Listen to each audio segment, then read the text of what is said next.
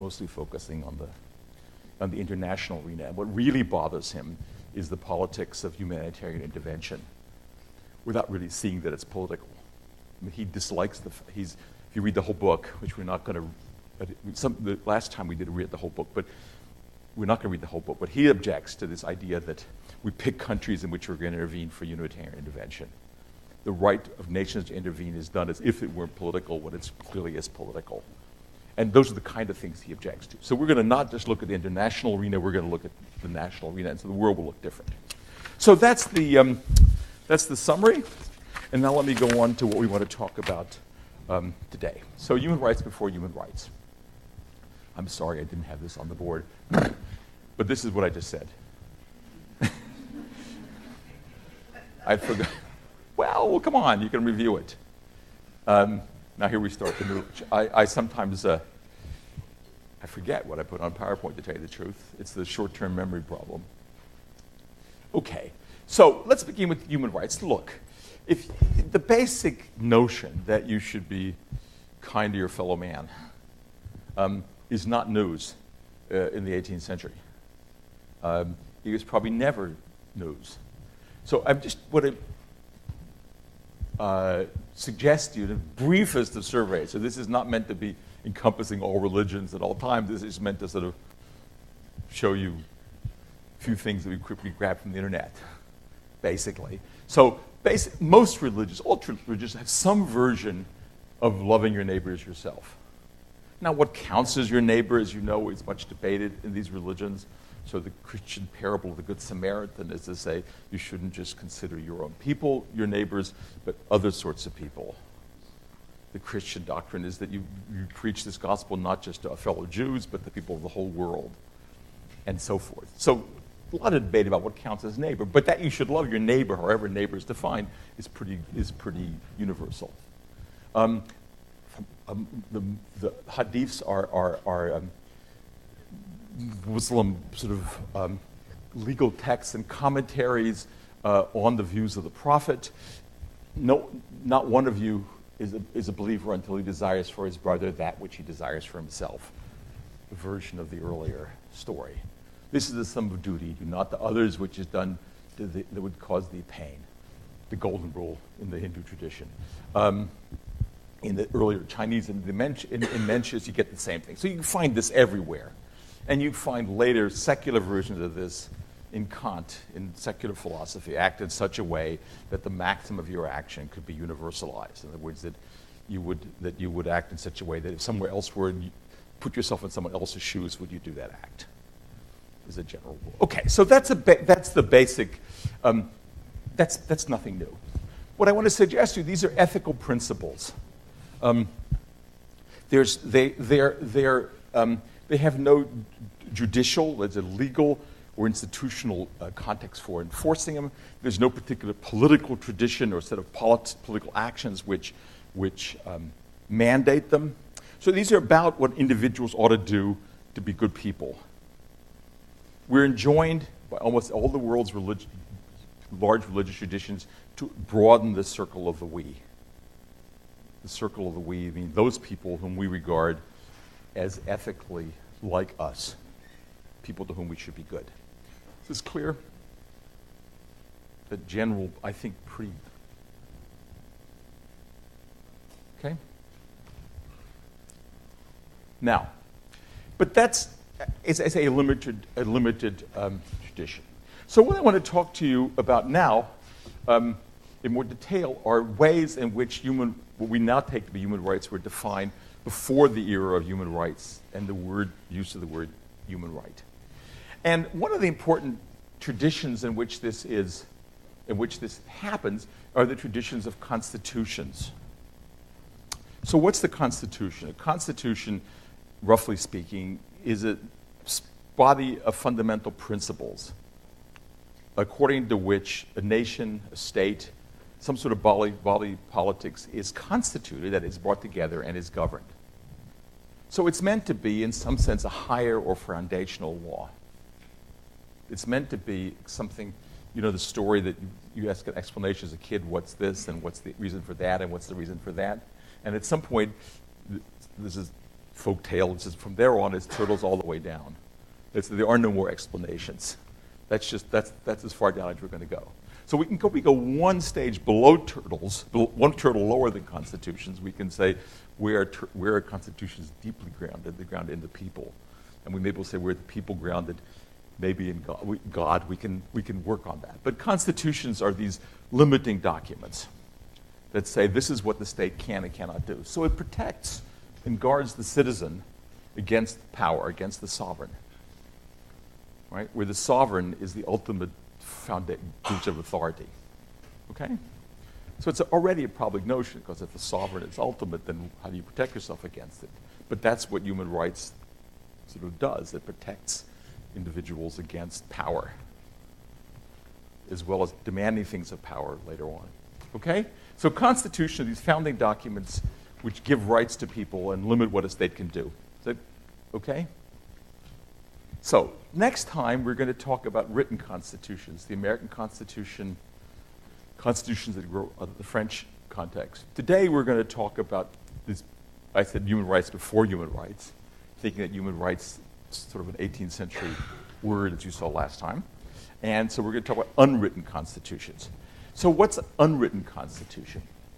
Well, I give you a definition from a great English liberal in the 19th century sense legal historian named A.V. Dicey. He says, the right to individual freedom is part of a constitution because it's inherent in the ordinary law of the land.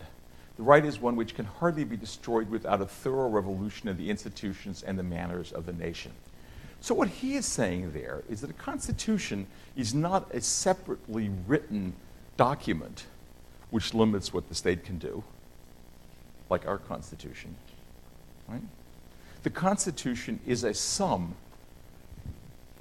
of the historical accretions of all sorts of ordinary laws and legal decisions and political triumphs built up over the years which limit what the state can do to people.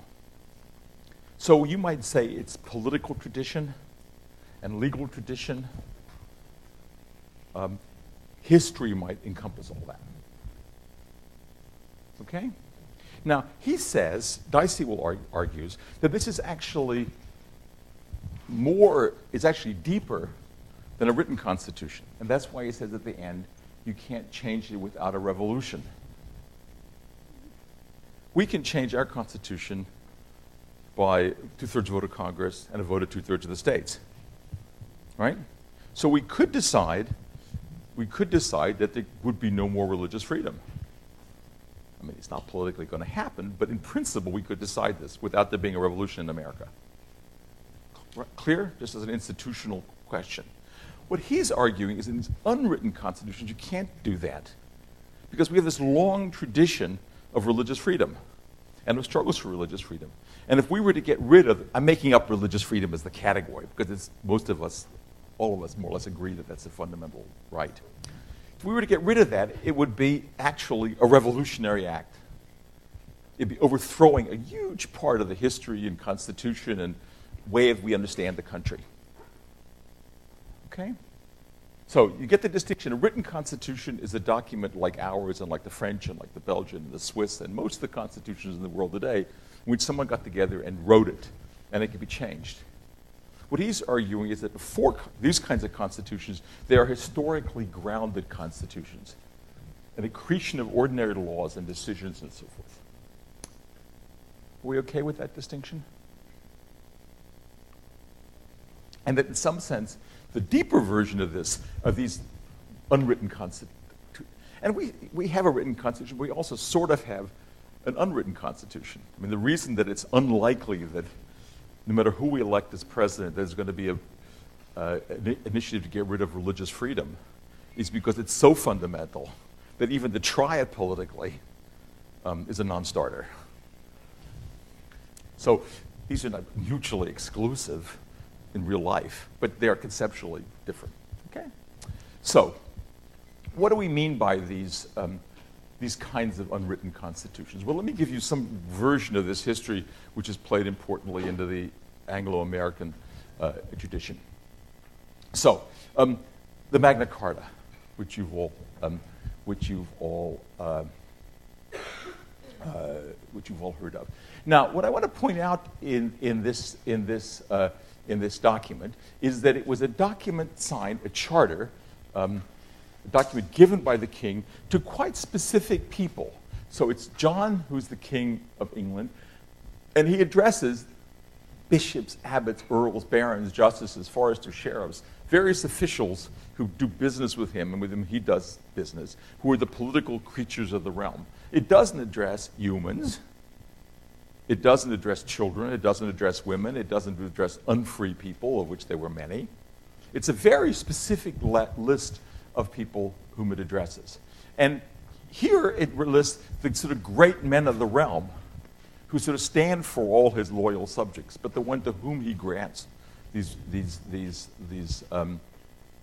rights. And he grants them, then he says, these sorts of particular liberties. But what I want you to notice about this is that it's a king giving these particular liberties, restricting himself with respect to a very defined group of people. Now later, this charter is granted periodically for several centuries. And it's regranted because the king and the great men of the realm, the barons, the bishops, and so on, have quarrels about what the king can do. There's usually a rebellion, peace is made, and the king says, okay, I won't do the following. And he makes it with these group of people. And again, what I want to point out to you is to whom these rights are granted. To bishops, archbishops, priors, earls, barons, and all of our realm, these liberties. So all of our realm could include lots of other people, but it doesn't, in fact, include very many people. But the deal is made with specific political actors and specific institutions. So, what this basically, let me just back up. What this document, what it does, is basically give these very fundamental rights, which we're going to talk about again in a second. That the king can tax people, which is to say, take their property without some sort of consent. That he can't take their persons without some sort of legal procedure. That is, it guarantees habeas corpus. Right? And that he grants the church he grants the church the rights to practice the only religion, the Catholic religion. So these are pretty fundamental rights that are granted via these great men to some number of other people in the realm. But they're not specified, right? They're not specified, and they certainly don't include many of the categories that we would take as bearers of rights. And it certainly doesn't deal with any version of the human. So let's move. So we had that document, and we have another version of it in 1297, and there will be other versions of this in the next century as well. So this keeps getting issued, and so it becomes part of the sort of fabric of the unwritten Constitution. No, you really can't suspend habeas corpus. What do we mean by no taxation without representation? Well, let's debate this. They didn't have general elections where everyone voted, but there was clearly an emerging sense of parliament as in some version standing in contradistinction